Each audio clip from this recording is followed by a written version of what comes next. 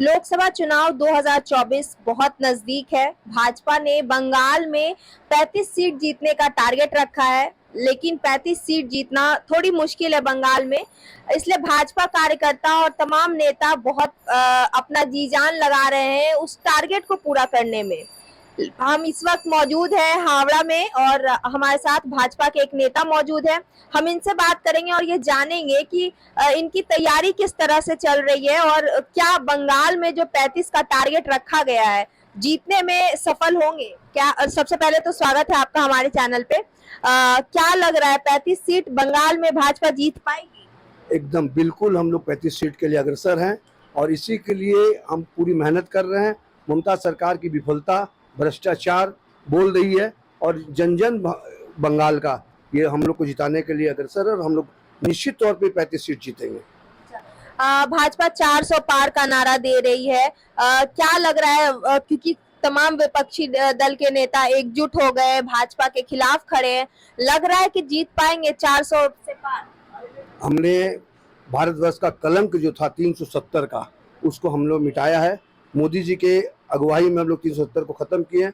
370 हम लोग बीजेपी की इंडिविजुअल सीट्स आएगी, बाकी एनडीए के मिला करके हम लोग 411 की संख्या पहुंचेंगे। 400 नहीं, 411 की संख्या में हम लोग पहुंचेंगे। विपक्ष जो भी एकजुट हुआ है वो अपने आप को बचाने के लिए, परिवारवाद को बचाने के लिए, अपने भ्रष्टाचार को बचाने के लिए सांप नेवले का गठन हुआ है। इससे हमें कोई फर्क नहीं पड़ता है, वो कुछ भी नहीं कर सकेगा और 411 का हम लोग आंकड़ा पार करेंगे। बिल्कुल। संदेश खाली को भाजपा मुद्दा बना रही है और अक्सर आरोप लगता है भाजपा पे कि भाजपा हिंदू मुस्लिम वाली राजनीति करते हैं। हिंदू मुस्लिम की तुष्टीकरण हम लोग नहीं करते हैं। हिंदू मुस्लिम की तुष्टीकरण यहाँ पर टीएमसी कर रही है, पहले यहाँ की सरकार रही, सीपीएम सरकार ने किया है। अभी हम लोग सब जाति को, सब धर्म को, सब मजहब को एक साथ लेके चल रहे हैं, इसमें कोई दो राय नहीं। और संदेश खाली एक मुद्दा नहीं, एक विस्फोट है जो बंगाल के लिए, जिसपे ममता बनर्जी बैठी है और वो ब्लास्ट होगा और ममता सरकार जाएगी। ममता सरकार जाएगी, लेकिन टीएमसी के तमाम नेता ये कह रहे हैं कि संदेश खाली में जो रेखा पात्रा को उतारा गया है, सबसे ज्यादा मार्जिन से वही सीट हारेगी। रेखा पात्रा एक जो कार्यकर्ता है, जो विक्टिम है, जिसने भोगा है वहां पर संदेश खाली में, वो सबसे ज्यादा मार्जिन से वहां जीतेगी। उसके आसपास में कोई भी प्रत्याशी नहीं टिकेगा, कोई भी प्रत्याशी टिकेगा। वो एक सामाजिक कार्यकर्ता और वो खुद भोगी है। मोदी जी ने उससे पर्सनली बात की है, उसके विडंबनाओं को, उसके तकलीफों को समझा है मोदी जी ने, इसीलिए उनको प्रत्याशी बनाया और वो बिना किसी शर्त के वो जीतेगी। अरविंद केजरीवाल की गिरफ्तारी हो चुकी है, ईडी के गिरफ्त में है वो। क्या लग रहा है भाजपा को कितना फायदा होगा? देखिए, ये फायदा नुकसान का चीज नहीं है। एक भ्रष्ट नेता जेल गए हैं और कोई भी भ्रष्टता करेंगे, किसी भी देश के किसी कोने में कोई भ्रष्ट नेता रहेगा, उसे जेल जाना पड़ेगा। इसका राजनीतिक लाभ से कोई फायदा नहीं है। जो भ्रष्टाचार करेंगे, चाहे वो टीएमसी के नेता हो, चाहे आरजेडी के नेता हो, चाहे आपके नेता हो, किसी भी देश का कोई भी नेता होगा, वो भ्रष्टाचार में लिप्त रहेगा, उसको आज नहीं तो कल जेल जाना पड़ेगा। ये मोदी सरकार की सरकार है, उन्होंने पहले ही कहा है, न मैं खाऊंगा न खाने दूंगा। अगर जो खाया है वो निकाल के जनता को देना पड़ेगा। इसी कड़ी में आज आपके सभी नेता, वरिष्ठ जितने नेता हैं, सब जेल में है। अगर ऐसा कुछ होता तो उनको भी तो साल डेढ़ साल हो गए। सत्येंद्र जैन को हो गए हैं साल डेढ़ साल जेल में, और भी संजय सिंह उनके नेता है, मनीष सिसोदिया जेल के अंदर में।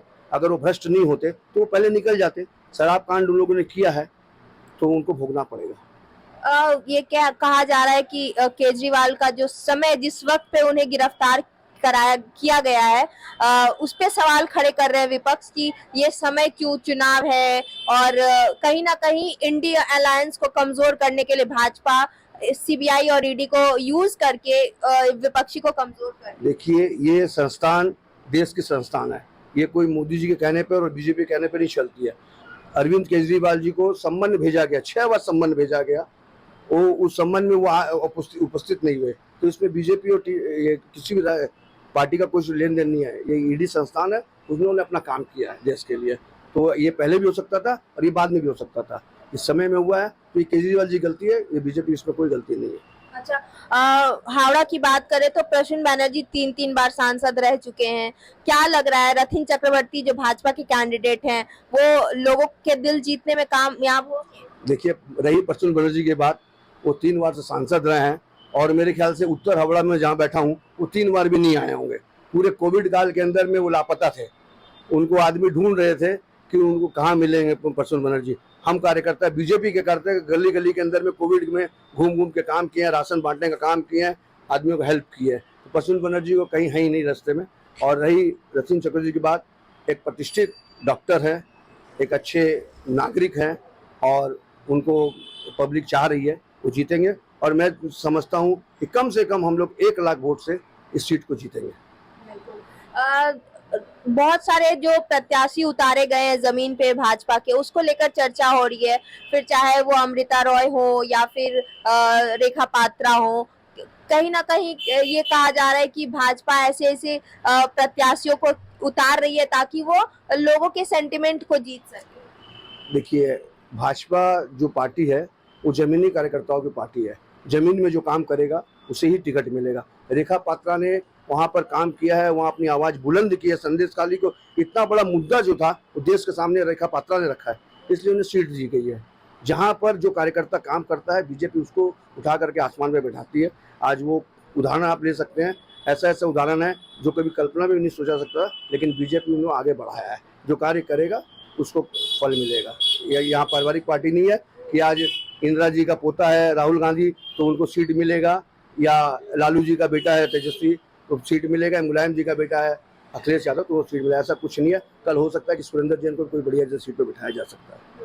तो भाजपा पूरे तरह से इतिहास रचने के लिए तैयार है। एकदम, इस बार हम लोग इतिहास रचने के लिए, और आप इस 3री बार मोदी सरकार को फिर देखेंगे। एक बार फिर मोदी सरकार देश में आएगी और देश का नाम उज्जवल करेगी। विश्व पलट पर बीजेपी का नहीं, देश का पूरा नाम होगा। तो ये आप सुन रहे थे सुरेंद्र जैन को, जो कि भाजपा के नेता हैं। हम इनसे बहुत सारे मुद्दों पर बातचीत किए। आप इस चीज को लेकर क्या सोचते हैं, इस वीडियो के बारे में क्या सोचते हैं, कमेंट करके जरूर बताइएगा।